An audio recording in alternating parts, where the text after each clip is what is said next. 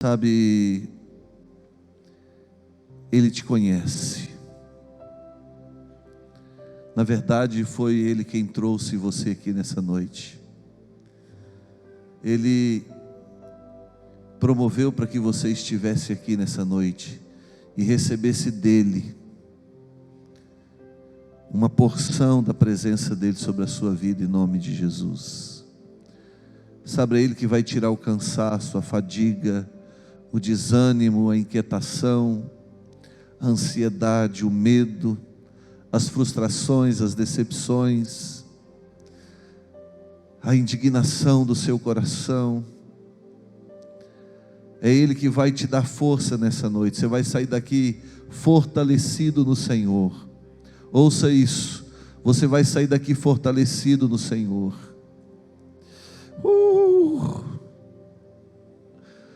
Deixa o Espírito Santo te envolver nesse momento. Deixa a presença dEle envolver você nesse momento. Sabe, algumas pessoas aqui nessa noite, que o Espírito Santo me mostra, você está sem forças. Sem forças para orar, sem forças para ter comunhão com a palavra, sem forças aí, meu filho, sem forças. Mas há um renovo de Deus para a sua vida. Há um renovo. Você não vai fazer o que você fazia antes, não. Você vai ser muito mais intenso do que você era em Deus. Essa força que o Senhor vai trazer sobre a sua vida, ela vai fazer com que você seja muito mais intenso do que você era. Espírito Santo. Há coisas para você acertar no teu casamento, e você não tem forças para isso. O Senhor está te dando forças agora, e te dando uma palavra: filho, não desista. Filha, não desista.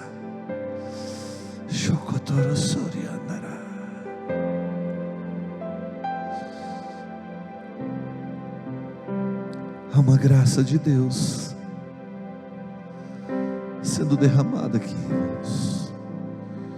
Eu vejo como que um óleo sendo derramado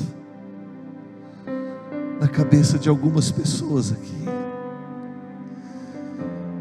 Uma unção fresca. Você vai sentir renovado nessa noite. Você vai sentir esperançosa. Sabe aquela situação que você estava perdendo a esperança já.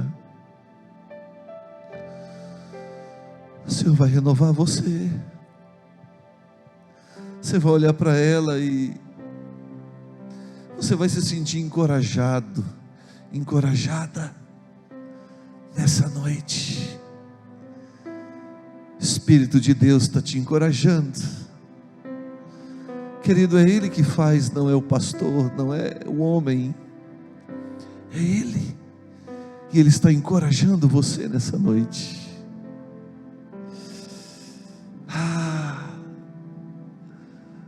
Deus tem desafiado alguns aqui em algumas questões. Meu Deus.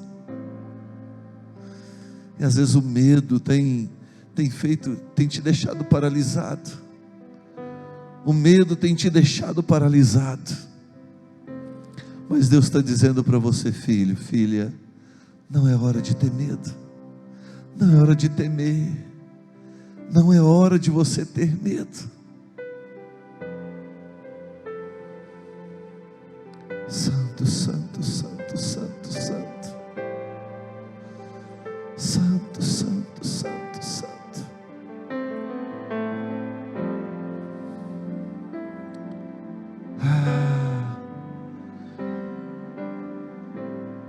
Diga: Espírito Santo, eu abro meu coração nessa noite, e eu recebo esse renovo, em nome de Jesus.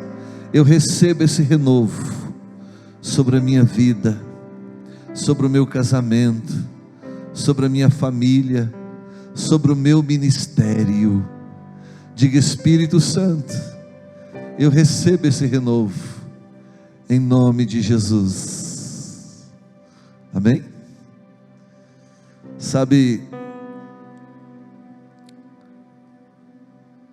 Davi, ele recebeu uma promessa de Deus. Mais do que uma promessa, ele recebeu uma unção. Davi foi a única pessoa na história de Israel que foi ungido rei, tendo um rei no lugar dele.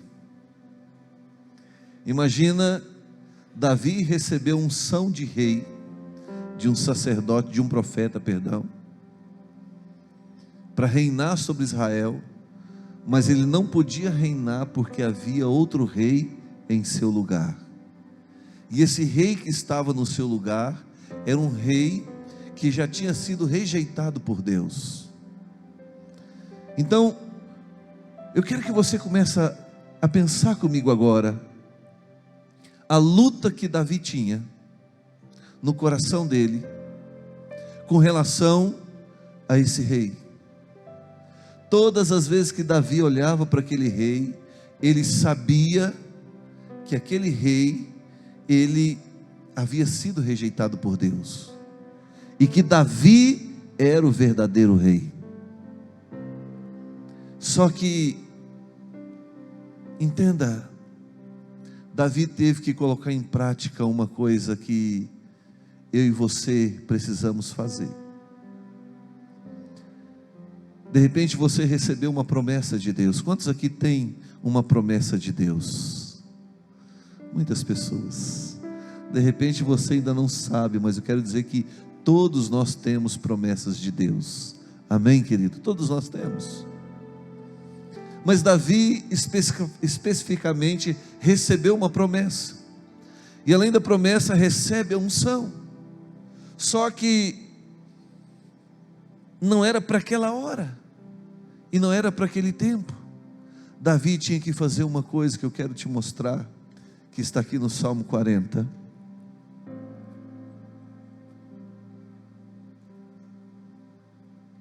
Quem achou, diga amém. Olha o que Davi teve que fazer. Salmo 40, versículo 1. Esperei confiantemente pelo Senhor. Se tem uma coisa que Davi teve que fazer, foi esperar. Pastor, esperar o quê? O seu tempo, a sua hora, o seu momento. Querido, esse é o nosso grande problema. Nós vivemos uma geração onde as coisas é tudo feito instantaneamente. É a geração do instantâneo. É a geração onde tudo tem que acontecer muito rápido. Tudo tem que ser muito rápido. É a geração que nós vivemos hoje. E muitas vezes nós transferimos isso também para o reino de Deus e para as coisas de Deus. Hoje, por exemplo, eu lembro na época da internet de escada. Quem lembra? Quem é da minha época, pelo amor de Deus? Irmãos, era um sufoco. O negócio era demorado, mas a gente achava aquilo muito rápido na época. Só que hoje, vai usar uma internet de escada daquela época, no computador daquela época, diante do computador de hoje, diante da velocidade de hoje, irmãos, é um absurdo. Você liga o computador, tudo abre, já funcionando, e pronto. Mas na nossa época não, tinha que esperar.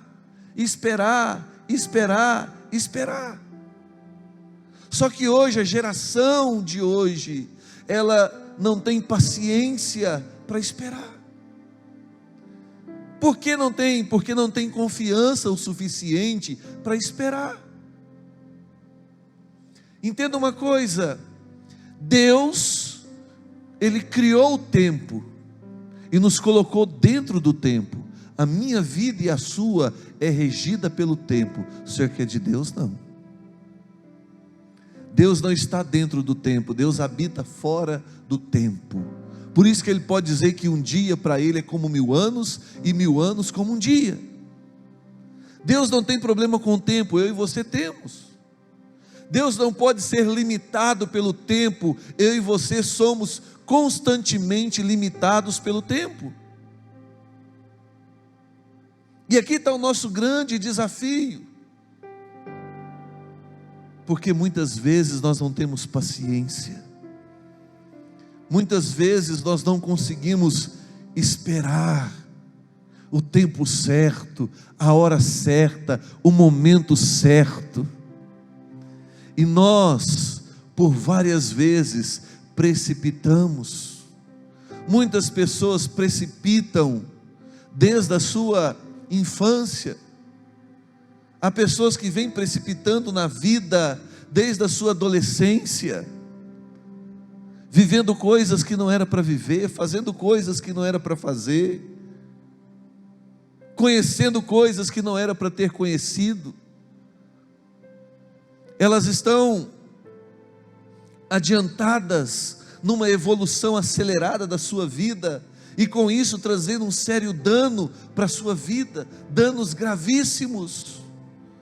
As pessoas estão perdendo a verdadeira essência da vida, a verdadeira importância, por causa de uma correria, por causa de uma aceleração da vida dela, irmãos. Sabe, eu vejo Deus falando para algumas pessoas nessa noite.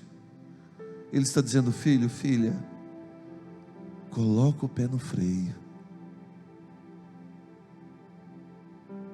Não é assim a vida, porque à medida quanto mais você aumenta a velocidade, menos você desfruta da sua vida.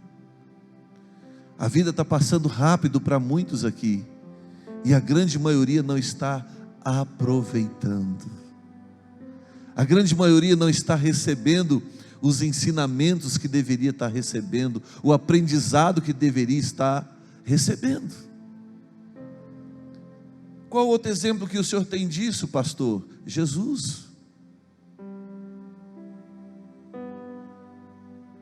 Quanto tempo durou o ministério de Jesus?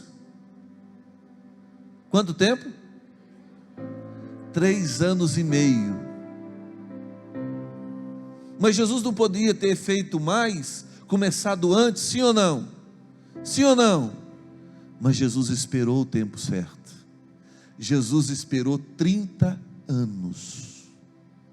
Por 30 anos da vida de Jesus, você não se ouve falar um A de Jesus até então, a não ser ali entre o seu povoado e os seus familiares. Mas Jesus esperou por 30 anos, até que chegasse a sua hora. No Evangelho de João, capítulo 2, quando a sua mãe pede um favor para Jesus, no meio de uma festa de casamento, o que Jesus diz para sua mãe? Não é chegado a minha hora.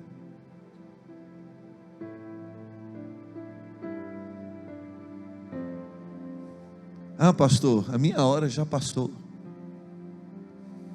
É esse o pensamento que está incutido dentro de mim, dentro de você.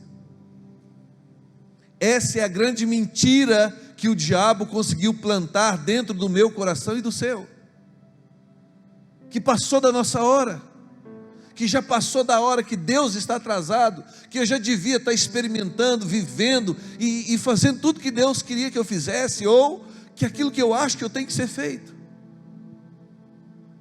Mas é uma mentira que Satanás plantou no coração das pessoas, gerando a impressão de que Deus está atrasado, ou que Deus não quer nos abençoar. E isso tem gerado desânimo, frustração, e feito as pessoas desistirem, abrirem mão, retrocederem. Mas Deus quer consertar isso na sua igreja, amém, irmãos? Deus quer consertar isso na sua vida.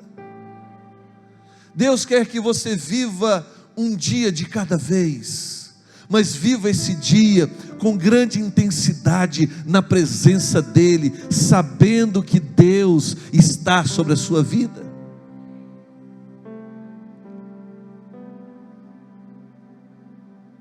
Por que eu estou dizendo isso? Porque a ansiedade tem tomado conta do coração das pessoas.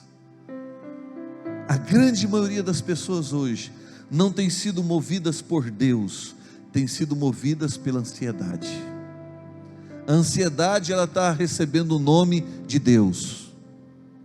Para muitos, o Deus da vida dela chama-se ansiedade. Tudo que uma grande maioria faz em nome da ansiedade.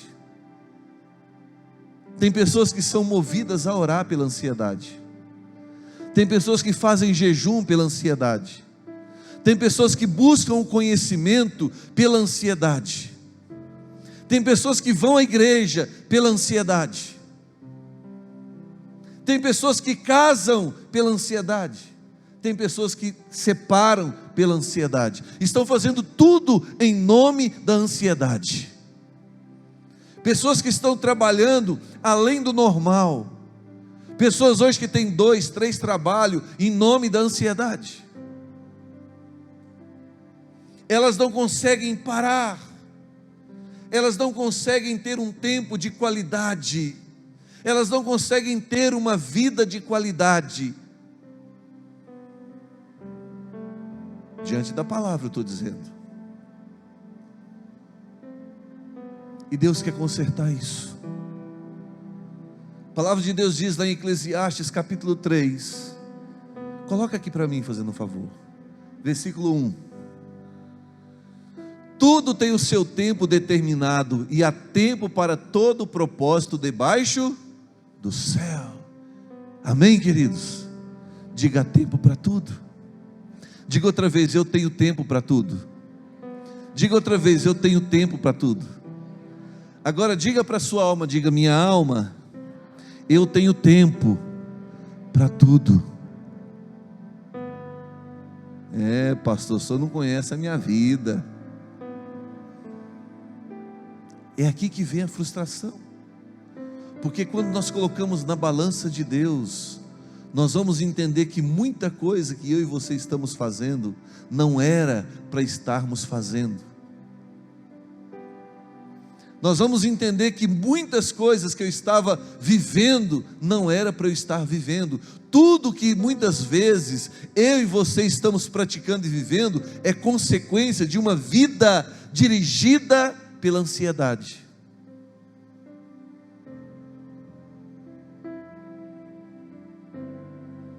Esse tempo de espera, irmãos, ele é muito importante na nossa vida. Digo, o tempo de espera é muito importante na minha vida. Agora a pergunta é: aonde você está no tempo de espera? Aonde você está no tempo chamado espera? Porque espera é um tempo. Esperar fala de um tempo. Só que na cabeça de muita gente, esperar quer dizer não fazer nada. E quem disse para você que esperar é não fazer nada?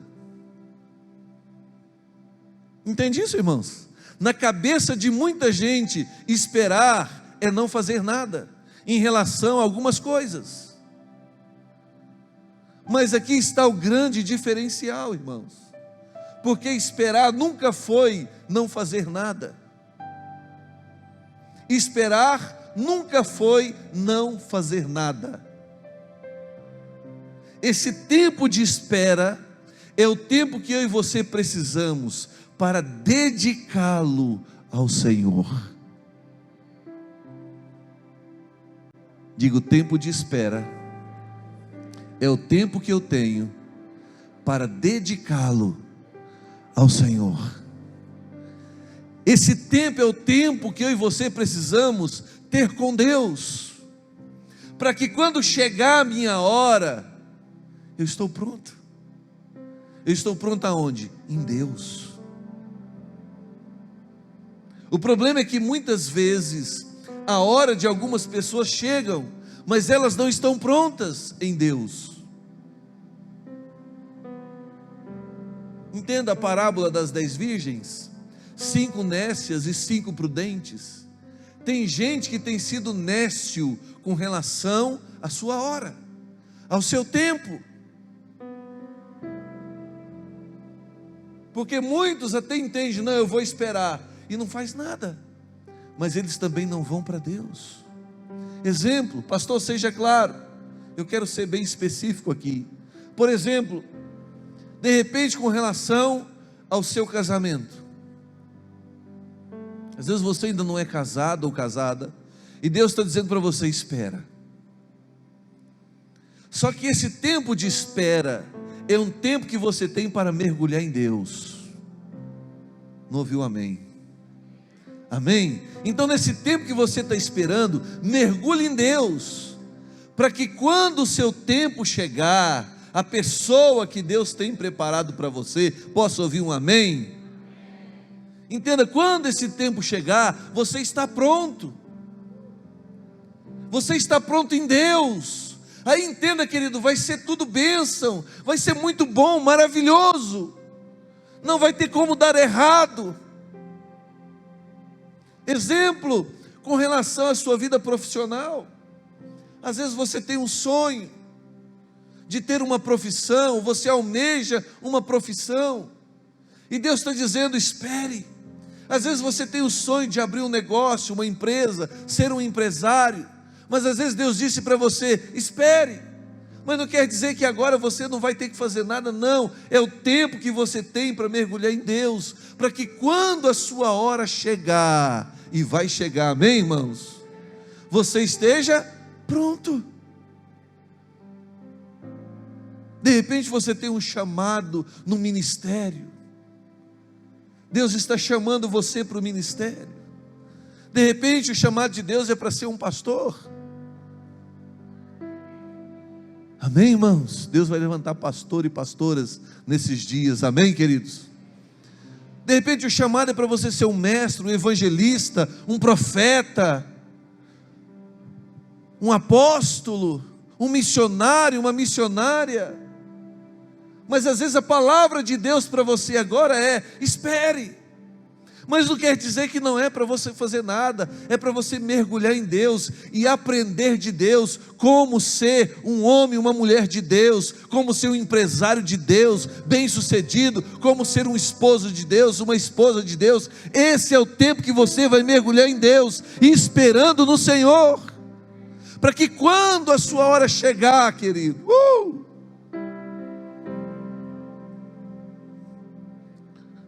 sabe, a ansiedade, ela nos faz querer apressar as coisas.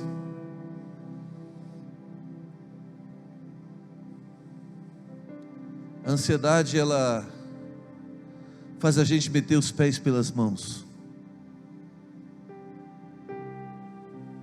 Ah, querido, como isso está errado. Tem pessoas que nem conseguem orar de tanta ansiedade. Tem pessoas que não conseguem ter um relacionamento com Deus, porque está tomado por uma ansiedade, uma crise de ansiedade. E olha o conselho de Jesus. Eu quero gastar um tempo com você aqui na palavra de Deus. Mateus capítulo 6.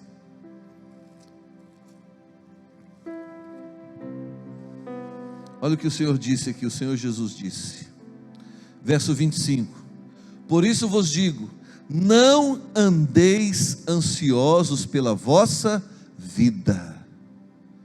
Diga bem forte, o Senhor Jesus me deu um conselho para não andar ansioso pela minha vida. Se tem algo que Deus está aconselhando você nessa noite é, não ande ansioso, ande no Espírito. Não ande ansioso, ande no Espírito. Não seja dirigido pela ansiedade, seja dirigido pelo Espírito. Então como é que um cristão deve andar? Sem ansiedade. A ansiedade não pode te governar, ela não pode te dirigir. Você não deve andar pela ansiedade. O andar do cristão é pelo Espírito. Está lá em Romanos capítulo 8. Amém? Olha o versículo 27. Diz assim: qual de vós, por ansioso que esteja, pode acrescentar um côvado ao curso da sua vida? Qual de vocês, por ansioso que esteja, pode acrescentar um côvado ao curso da sua vida? Olha para mim, o que o Senhor está dizendo aqui? Ele está dizendo aqui para mim e para você, é que tem coisas na minha vida e na sua vida, que quem faz é só Deus. Não, você não entendeu.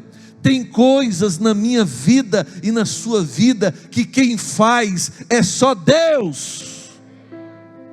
É só Deus, irmãos.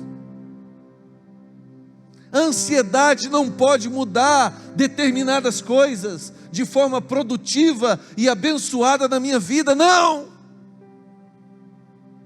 Elas podem mudar para pior. Elas podem ser destrutivas, condenatórias. Mas qual de vocês, por ansioso que esteja?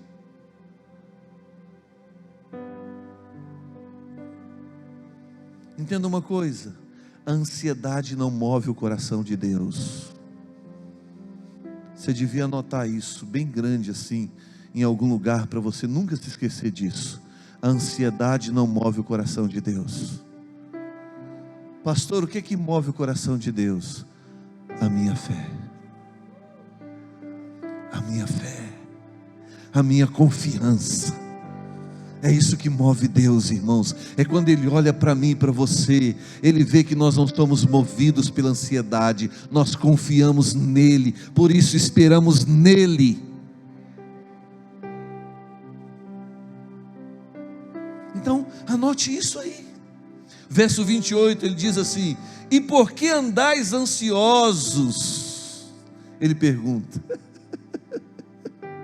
E por que andais ansiosos quanto ao vestuário? Aí ele dá um exemplo: considerai como crescem os lírios do campo, eles não trabalham nem fiam. Eu contudo vos afirmo que nem Salomão, em toda a sua glória, se vestiu como qualquer deles. Olha para mim, o lírio do campo, uma planta que nasce hoje e morre amanhã, um exemplo figurativo, não faz nada, e Deus o veste maravilhosamente. Mas o lírio não tem ansiedade. Ele é o que Deus quer que ele seja. Ele é o que ele nasceu para ser. Ele produz o que ele nasceu para produzir. Entenda. Entenda isso. Ora, se Deus veste assim, verso 30, a erva do campo que hoje existe e amanhã é lançada no forno, quanto mais a vós outros, homens de pequena fé. Sabe o porquê da ansiedade? Porque falta fé.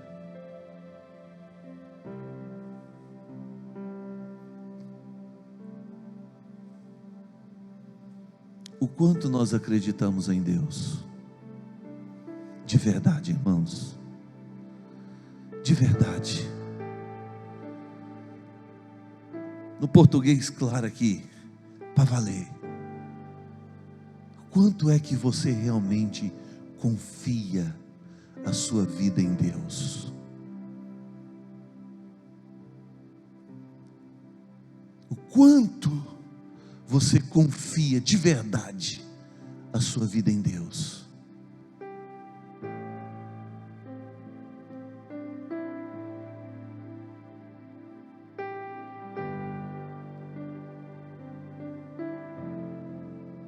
Aleluia.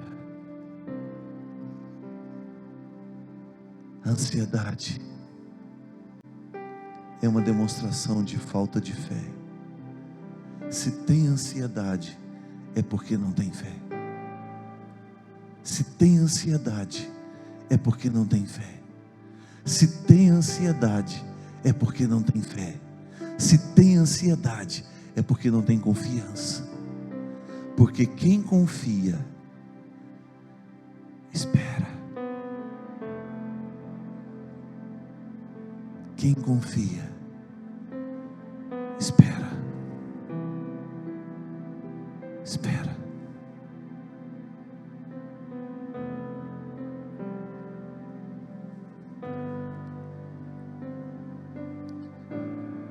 Tempo atrás, eu tinha 19 anos, pouco tempo atrás agora, lembrei dessa, 19 anos, eu nunca tinha ido à cidade de São Paulo, e eu tinha um filho na fé, que tinha uma irmã que morava em São Paulo, aliás, que tinha uma irmã, adolescente, que foi trabalhar na casa de uma família em São Paulo, e ela simplesmente do nada, pegou a roupa dela e saiu da casa dessa família e foi morar numa favela. E o pessoal ligou então para a família dele, avisando o que tinha acontecido. E esse irmão falou assim: eu tenho que ir lá buscar minha irmã. Mas eu perguntei para ele: você já foi em São Paulo? Ele disse: não. Eu falei: então como é que você vai? Tem que ser alguém que conhece. Aí eu falei para ele: então vamos junto nós dois. Ele falou: mas você já foi? Eu: não. Eu falei: mas vamos orar, e Deus vai nos dirigir. Naquela época tinha um trem que saía daqui às 10 da noite e chegava às 7 e pouco da manhã lá, às 7. Irmãos, pensa numa viagem abençoada. E nós fomos, irmãos, orando, a viagem toda orando, e tem e nós orando. Chegamos em São Paulo, irmãos, meu Deus, deu um gelo, mas nós procuramos a informação. Eu lembro, irmãos, olha para você ver como é que aquilo me marcou. Eu lembro até hoje o nome da rua, chama Avenida Rio Pequeno. Hã? Não, é uma avenida enorme. Só o nome que era pequeno. Chegamos lá, fomos na informação. Ele disse: olha, você vai pegar o ônibus tal, vai até na estação tal, e lá você pega o ônibus tal, e você vai andar de 1h30, 2 horas, dependendo do trânsito, e aí vocês vão chegar perto dessa rua. Você pede para o motorista, ele vai deixar vocês lá. Irmãos, que gelo.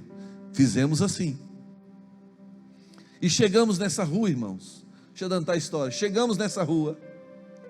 Quando nós chegamos nessa rua, perguntamos para o motorista: olha, como é que é essa rua aqui? Ela começa lá não sei na onde, e termina lá não sei na onde, é grande. Eu falei: meu Deus, nós tínhamos o número, mas Deus foi tão bom, irmãos, que o motorista parou perto do número. Andamos cerca de uns 600, 700 metros, chegamos no número, batemos palma, saiu a família, o cara olhou para nós: pois não? Oh, nós somos ele falou: eu sou o irmão da fulana, e eu vim buscar ela. Eu falei assim: não, mas eu não moro aqui faz muito tempo. Que a pessoa, você sabe o paulistano lá, assim, aquela, né, meio bravio, que era 2 jovens, né? Irmão, nessa época eu era magro que dava dó. Magro e cabeludo. Hoje está faltando teia, engordei um pouco. Mas ele foi muito grosso com a gente. Ele falou: ó, ela mora, quem vai te dar o endereço dela certinho é o irmão da minha esposa. E ele mora num condomínio tal, assim, mas como é que nós chega lá? Ó, você vai no ponto de ônibus que tem aqui em cima, e você vai pegar o ônibus que está escrito lá, Arapuã, um negócio assim. Não, perdão, J. Mafuz. Você vai pegar o ônibus que está escrito J. Mafuz. Eu falei: ficou fácil. Irmãos, ele fechou a porta. Nós falamos assim: ó, complicou um pouquinho. Aí nós ajoelhamos ali, irmãos, e nós oramos. No que nós está orando ali ajoelhado, ele estava saindo com o carro. A hora que ele viu nós ajoelhados, ele assustou. Foi o seguinte: eu vou passar perto do ponto de ônibus que eu te falei, eu deixo vocês lá. Eu falei: glória a Deus. Entramos no carro dele, estava ele e a esposa, e chegamos até o ponto de ônibus. Aí no caminho nós já mandamos Jesus nele assim, né? Falamos de Jesus, o ponto era longe, irmão. Ele foi embora. Irmãos, quando nós chegamos no ponto, só parava um ônibus escrito J. Mafuz. Eu falei: lascou. Aí ele falou: não, é só pegar o 11. Eu falei assim: não, meu filho, você está vendo lá em cima, ó, lá vai para um lugar, aqui vai para outro, aqui vai para outro, mas tudo está escrito J. Mafuz. Eu falei: lascou. Sabe o que nós fez, irmãos? Nós juntamos ali no meio daquela muvuca de gente e começamos a orar, irmãos. Não deu 10 minutos que nós estávamos orando ali. Ele nos caçando no meio do povo. Você está aí, vem cá, vem cá, vem cá. Aí nós fomos lá: o que foi? Eu falei assim: rapaz, deixei você aqui. E fui embora, mas eu comecei a sentir tão mal, e a minha esposa chegou a passar mal no carro, falando que eu tinha que voltar, pegar vocês e levar vocês lá na casa do meu irmão, da irmã dele. Glória a Deus. Chegamos lá, irmãos, nessa casa, era uma família desviada, era uma família que tinha abandonado Jesus. Nós chegamos, estava acabando de almoçar. Almoça com a gente, contar a história, almoça com a gente. Não, nós almoçamos sim, nós estamos numa fome, irmãos. Mas primeiro eu quero orar. Irmãos, nós começamos a orar. O Espírito Santo veio. Ele veio. Aquela família se consertou com Jesus, irmãos. E o homem daquela família que nós tínhamos acabado de chegar, ele era um delegado que tinha sido, ele tinha deixado de ser delegado para ser mais do que advogado. Eu não entendo, não lembro muito bem na época, faz um tempinho já. E ele falou assim: olha, eu vou levar vocês até lá. Aí o rapaz que tinha nos levado até a casa, ele falou assim: não, se você vai levar eles, eu também vou, eu não vou perder isso por nada. Nós fomos em 2 carros, irmãos, na favela. Foi uma experiência, encontramos a menina, trouxemos a menina de volta e ganhamos uma família para o Senhor. Porque nós confiamos no Senhor. Sabe, a segurança não está naquilo que eu sei, a segurança está no quanto que eu confio. Está no quanto eu confio. Porque entenda, nós podemos saber muitas coisas, mas podemos não confiar, e aí não temos segurança. E Deus quer mudar isso na minha vida e na sua vida. Chegou a hora de você ter umas experiências sobrenaturais com Deus. Isso vai marcar a sua vida, irmãos. Como eu disse para você, eu lembro até hoje o nome da avenida, até hoje. Quando eu conto isso para você, isso é vivo na minha lembrança, porque foi uma experiência, irmão. Aquelas pessoas não nos conheciam, mas houve uma ação de Deus ali no coração deles, porque Deus tinha um propósito. Assim como Deus tem um propósito na sua vida, mas entenda, não haja pela ansiedade. Decida nessa noite confiar no Senhor. Por quê, pastor? Olha só, o capítulo 3 de Mateus.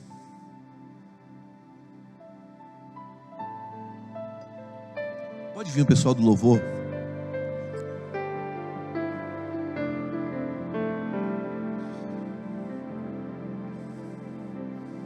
Na verdade, agora que eu vou começar a pregar. Estou brincando, mas é agora mesmo. Olha Mateus capítulo 3. Fala para o teu irmão de longe aí, fala assim: quando chegar a tua hora. Fala para ele assim: calma.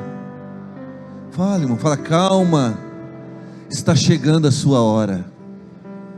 Fala de novo: calma, confia, está chegando a sua hora. Irmãos, entenda isso que eu quero dizer para você. Não tem necessidade de você agir por ansiedade. Por quê? Porque Deus preparou tudo para você antes mesmo de você nascer. Amém? Já está tudo pronto. Está tudo pronto. Pastor, por que eu não tenho? Porque você está precipitando. Você está sendo ansioso, ansiosa. Você está metendo os pés pelas mãos. Você não está no tempo de espera. Você não está fazendo o que tem que ser feito, que é mergulhar em Deus, se envolver com Deus, encher da presença dEle. Porque quando chega a sua hora, assim como chegou a hora de Jesus, irmãos, olha só, verso 15, vamos ler o 13 para você entender. Por esse tempo dirigiu Jesus da Galileia para o Jordão, a fim de que João o batizasse.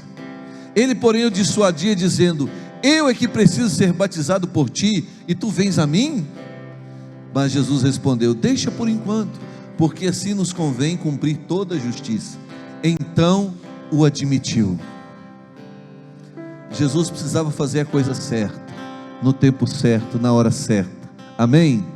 Irmãos, esse batismo de João aqui, ele tinha importância na vida de Jesus. Naturalmente falando, Jesus não tinha que ser batizado. Tinha? Naturalmente falando? Não. Ele era Jesus.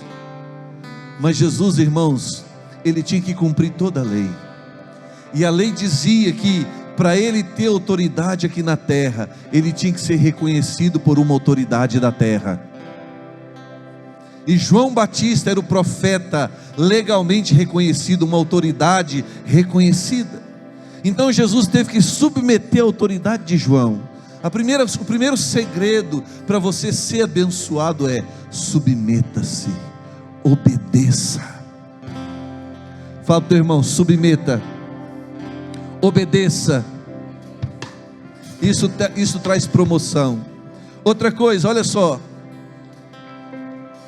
verso 16: batizado Jesus saiu logo da água, e eis que se lhe abriram os céus.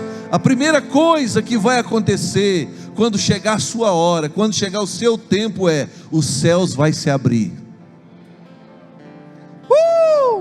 A primeira coisa que vai acontecer na sua vida é: os céus vai se abrir. Tem muita gente com a sensação de estar andando debaixo de um céu fechado.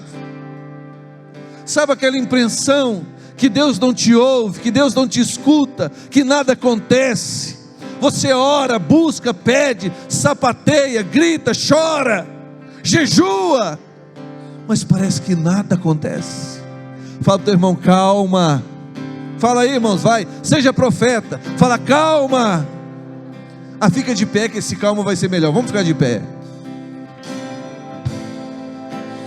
Aponta o dedo para ele assim, fala assim: meu irmão, vai, irmãos, vai, seja profeta agora. Fala: meu irmão, calma, porque quando a tua hora chegar, os céus vai se abrir,